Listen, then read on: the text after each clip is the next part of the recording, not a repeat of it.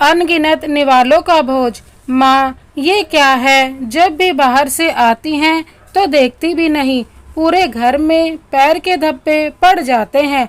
बाहर पैर धो लेती तो आपके पैर घिस तो नहीं जाएंगे? आप बिल्कुल ध्यान नहीं देती हो।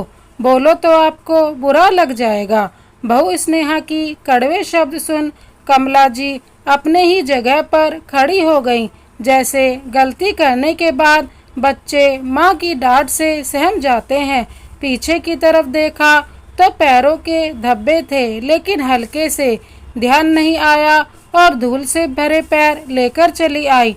आंख झुका ली और आगे बढ़ने लगी तो स्नेहा फिर बोल पड़ी, माँ प्लीज एक और बात, आप अपने कपड़े ऐसे लॉन में मत डाला कीजिए, सामने अच्छा नहीं लगता। छत पर कपड़े का स्टैंड पड़ा है, वहाँ डाला कीजिए। एक पर एक बात सुन कमला जी निरुत्तर सी खड़ी रहीं। फिर खुद को संभालते हुए बोली, बेटा सीढ़ियाँ चढ़ने में दिक्कत होती है, इसलिए बाहर डाल देती हूँ। कल से राधा से कहकर ऊपर ही डलवा दूंगी। परेशानी कहते हुए सीधे अपने कमरे में चली गई।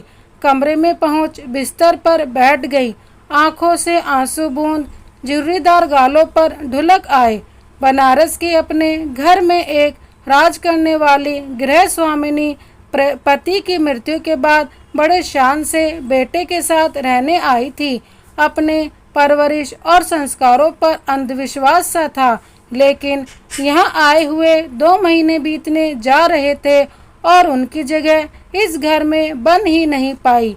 जैसे वो ही उस घर में फिट नहीं हो पा रही थी।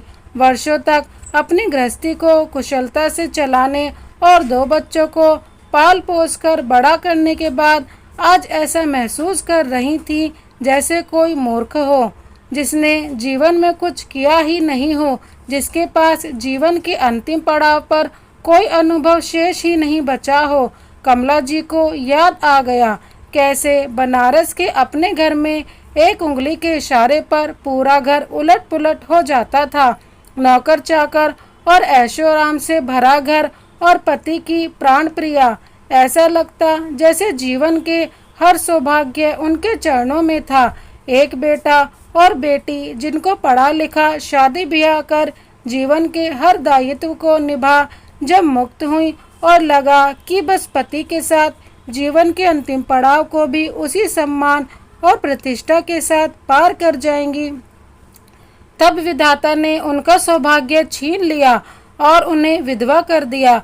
आज वो हाथ ही छूट गया जिनके प्यार और समर्पण के दम पर जीवन का हर जंग सम्मान और गर्व से जीतती आई थी। पति का साथ छूटा तो बेटे ने हाथ बढ़ाया। उन्हें लगा तकदीर के इस चोट को बेटे के साथ और प्यार के साथ भुलाने की कोशिश करेंगी।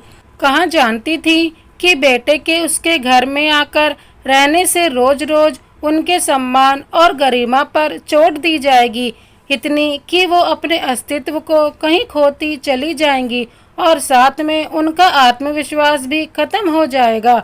किसी तरह अपने आप को संभालना होगा, ये सोचकर बाहर गार्डन में जाकर बैठ गईं। वहां लगे फूलों को पौधों को अपने हाथों से पानी दिया। सोचा चलो ऐसे ही घर के कामों में मन लगाएंगी। रात में खाने के समय डाइनिंग टेबल पर खाना लगा था। रात के 9 बजे तक उनको खाने की आदत थी। वो कमरे से अभी बाहर आ ही रही थी कि अपनी बहू स्नेहा की आवाज़ सुन उनके पैर ठिठक गए। स्नेहा नौकरानी राधा से कह रही थी, राधा माँ का खाना उनके कमरे में देकर आओ, जाओ। लेकिन मैडम, माँ तो खाना यहीं खाती हैं ना, आप सभी के साथ में, उनसे क्या कहेंगे हम। राधा, मैडम जो कह रही हैं वो करो।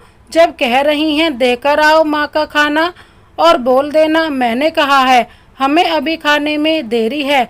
अमित ने गुस्से में चिल्लाते हुए कहा। थैंक यू अमित, आपको तो पता है मुझे माँ के साथ खाना बिल्कुल पसंद नहीं है। वो बहुत अजीब ढंग से खाती हैं और आज तक आदत भी रही है तुम्हारे साथ अकेले खाने की। एक रात का डिनर ही होता है जब हम साथ बैठकर कुछ खा पाते हैं। बहू की हाँ में हाँ मिलाते बेटे अमित को देख कमला जी के पैरों तले जमीन खिसक गई। आज बेटा माँ के साथ खाना भी नहीं चाहता था। वो जल्दी से अंदर बैठ गई। राधा आई और खाना देकर चली गई। वो खाने की थाली वैसे ही पड़ी रही। रात भर नींद नहीं आई। जब बेटे के साथ आ रही थी, पूरा मोहल्ला उनके लिए रो रहा था। वृंदा जो एक बाल विधवा थी, जीवन भर उनके घर का देख रेख करती आई थी, बार बार बोलती, बहू कहाँ जात हो परदेश में, यहाँ रहो, हम त्योहार सेवा करे के लिए है ना। भैया चले गए तो क्या, हम सब है ही ना। कहते कहते बिलक बिलक कर रो पड़ी। तब कमला जी बड़े ताव से कहती, चुप हो जा वृंदा बेटा, बहू के साथ की जरूरत है हमें। हम भी तो जाने कि बेटा बहू का प्यार, उनका साथ क्या होता है। और क्यों रोती है, आती रहूंगी ना। जब वृंदा से कहा कि आती रहूंगी तो कौन जानता था आऊंगी जरूर, लेकिन इतनी जल्दी, और वो भी सारे भरम तोड़, अपने आत्मसम्मान और आत्मविश्वास की सारी पूंजी को खोकर। सुबह हुई, पूरी रात जीवन के हिसाब किताब में कटा। सुबह बेटा बहू उठे तो कमला जी तैयार मिली। डाइनिंग टेबल पर रात की परोसी थाली पड़ी थी। अमित ने देखा तो घबरा सा गया। पूछ बैठा, माँ ये क्या, आपने रात में खाना नहीं खाया और ये सामान क्यों बांधा है, कहाँ जा रही हैं आप। अमित, मुझे आदत नहीं कमरे में खाने की, तुम जानते हो, और मैं अपने घर जा रही हूँ। तुम दोनों के घर में अब मैं नहीं रह सकती। मैं मान कर आई थी कि ये घर मेरे बेटे बहू का है तो मेरा भी है, लेकिन कल रात मुझे समझ आया कि ये घर मेरा नहीं। यहाँ रहने के लिए, तुम्हारा साथ पाने के लिए अपना आत्मसम्मान नहीं छोड़ सकती। तुम्हारे पापा ने मुझे बहुत सम्मान के साथ रखा, बस उस सम्मान को मैं तुम लोगों के लिए खोना नहीं चाहती। मैं बनारस जा रही हूँ, टिकट मैंने करा लिया है। वहाँ वृंदा है मेरी देख रेख के लिए। हाँ, वादा करके जा रही हूँ, अब बोझ बनकर नहीं आऊँगी तुम्हारे पास। बस जब दुनिया से विदा लूँगी तब आ जाना, अपने कंधे को थोड़ी तकलीफ देने के लिए। तुम दोनों खुश रहो, यही आशीर्वाद है मेरा। मैं जा रही हूँ अपने घर। अमित कुछ बोल ही नहीं पाया। समझ गया माँ को रात की बात बुरी लगी है, और ये भी जानता था कि अब माँ को मनाना मुश्किल है।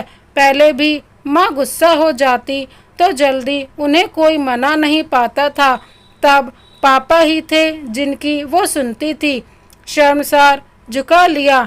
स्नेहा भी चुपचाप खड़ी थी, मनाने या समझाने की कोशिश भी नहीं की। शायद वो यही चाहती थी। कमला जी बनारस अपनी गली में पहुंची। अभी घर दूर था, लेकिन वो एहसास आज फिर ताज़ा हो गया जब ससुराल के बाद पहली बार मायके पहुंची थी।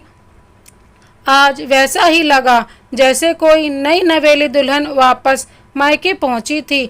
उस गली का एक एक कण अपना अपना सा लग रहा था, जैसे उड़ती हुई धूल में माँ का आंचल दिख रहा था।